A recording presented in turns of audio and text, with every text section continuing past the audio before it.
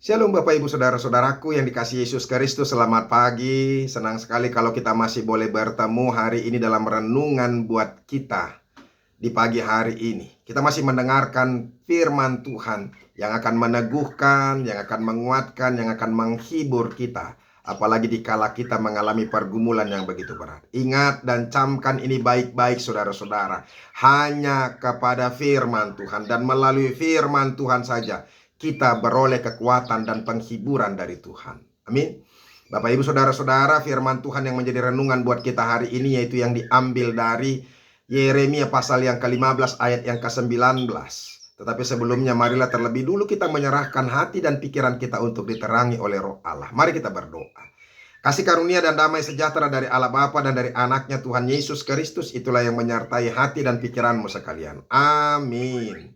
Bapak Ibu Saudara-saudara, Yeremia pasal yang ke-15 ayat yang ke-19 dikatakan demikian. Karena itu beginilah jawab Tuhan. Jika engkau mau kembali, aku akan mengembalikan engkau menjadi pelayanku, menjadi pelayan di hadapanku. Dan jika engkau mengucapkan apa yang berharga dan tidak hina, maka engkau akan menjadi penyambung lidah bagiku. Biarpun mereka akan kembali kepadamu, namun engkau tidak perlu kembali kepada mereka. Demikianlah firman Tuhan. Bapak Ibu Saudara-saudaraku, pernahkah kita mengalami pergumulan? Saya yakin pernah. Karena tidak ada mungkin orang yang hidup tanpa pergumulan. Pernahkah beban itu, pergumulan itu menghasilkan beban yang begitu berat yang menekan kehidupan kita sehingga perasaan kita merasa tersiksa? Saya yakin juga pernah. Pernahkah kita saudara-saudara mengalami ketidakadilan untuk sesuatu yang tidak kita lakukan? Atau dosa-dosa yang tidak kita lakukan, kesalahan atau kesalahan yang kita tidak lakukan.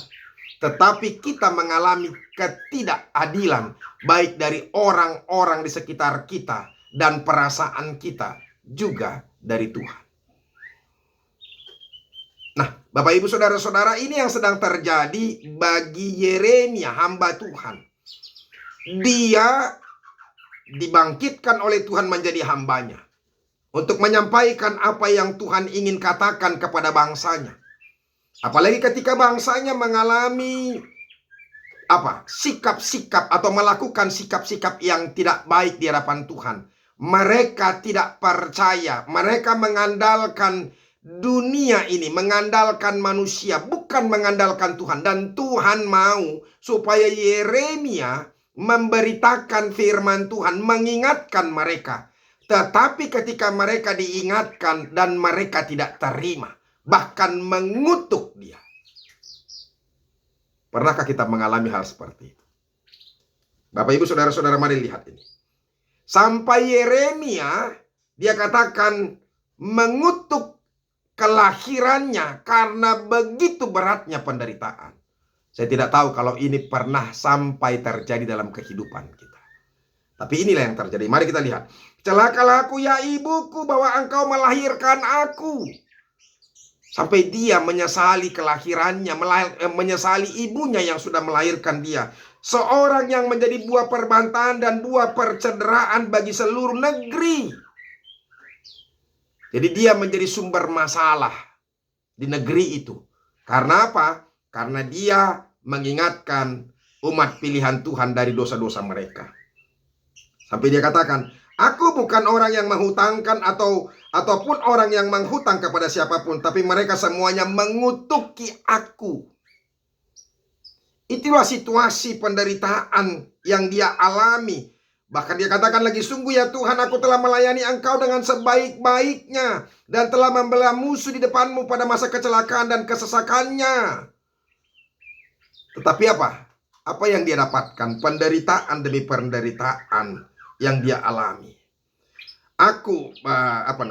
Engkau mengetahui ya Tuhan, ingatlah aku dan perhatikanlah aku. Lakukanlah pembalasan untukku terhadap orang-orang yang mengejar aku.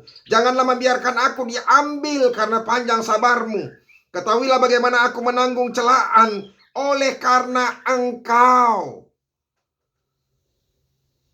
Pekerjaan yang dia lakukan adalah pekerjaan Tuhan. Tetapi kenapa Tuhan seakan-akan membiarkan dia tidak membela dia, bahkan tidak melepaskan dia dari pergumulan itu. Bahkan dia juga harus mengalami penderitaan karena hukuman Tuhan. Nah, ini yang dia rasakan, saudara-saudara. Sehingga dia mau mengungkapkan. Coba kita lihat, saudara-saudara, kekecewaannya dan hati-hati. Saya mau ingatkan ini kepada kita melalui firman Tuhan, ya kan? Dia katakan di ayat 18, mengapakah penderitaanku tidak berkesudahan dan lukaku sangat payah sukar disembuhkan.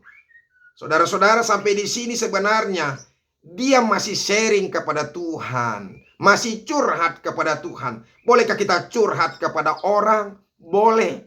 Bolehkah kita menyampaikan kesusahan kita, melepaskan unek-unek kita kepada orang lain? Boleh. Demikian juga kepada Tuhan, boleh dan sangat boleh.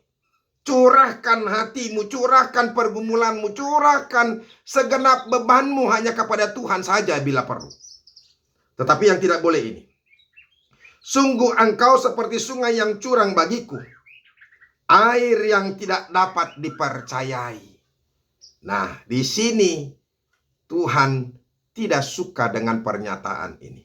Bapak, Ibu, saudara-saudara, kita boleh mengungkapkan penderitaan kita. Kita boleh menyampaikan pergumulan-pergumulan kita. Kita boleh share penderitaan demi penderitaan, beban berat yang kita alami. Kita boleh menangis sampai mengatakan, Tuhan, Engkau tahu, tapi Engkau tidak menolong aku. Boleh saja. Tetapi saudara-saudara, jangan sampai menghina Tuhan. Makanya firman Tuhan ini, saudara-saudara, ini menjadi jawaban baginya. Ya, karena itu beginilah jawab Tuhan, jika engkau mau kembali, aku akan mengembalikan engkau menjadi pelayan di hadapanku. Tuhan masih memakai dia. Ini lihat syaratnya. Dan jika engkau mengucapkan apa yang berharga dan tidak hina, maka engkau akan menjadi penyambung lidah bagiku. Kenapa dikatakan Tuhan ya mengucapkan apa yang berharga dan tidak hina? Saudara-saudara, mengeluh, kecewa, marah kepada Tuhan, apalagi menghakimi Tuhan, itu perkataan yang tidak berharga dan hina di hadapan Tuhan. Maka jangan mengeluhkan Tuhan, jangan kecewa kepada Tuhan, dan jangan marah. Saudara-saudara, apakah hak kita untuk marah ketika kita sekalipun mengalami pergumulan karena Tuhan? Bukankah kita hambanya? Bukankah kita ciptaannya? Tuhan itu punya hak yang penuh kepada kita.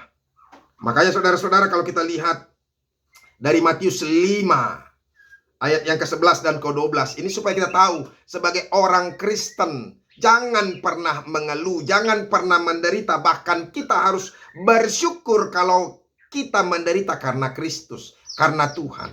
Dikatakan demikian, berbahagialah kamu jika karena aku kamu dicela dan dianiaya, dan kepadamu difitnahkan segala yang jahat.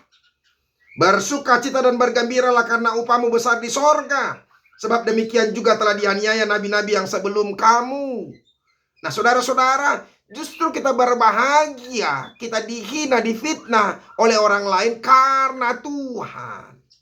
Maka kita bersyukurlah, saudara-saudara, kalau kita menghadapi penderitaan, pergumulan karena Tuhan, bukan justru mencelah Tuhan.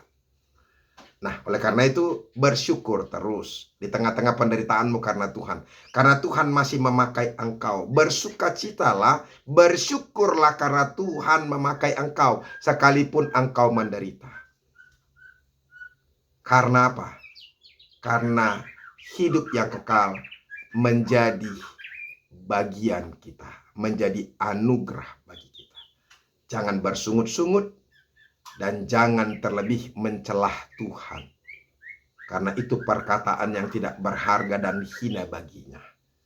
Maka hari ini firman Tuhan mau meneguhkan kita, saudara-saudara. Dan jika engkau mengucapkan apa yang berharga dan tidak hina, maka engkau akan menjadi penyambung lidah bagiku. Biarpun mereka akan kembali kepadamu, namun engkau tidak perlu kembali kepada mereka.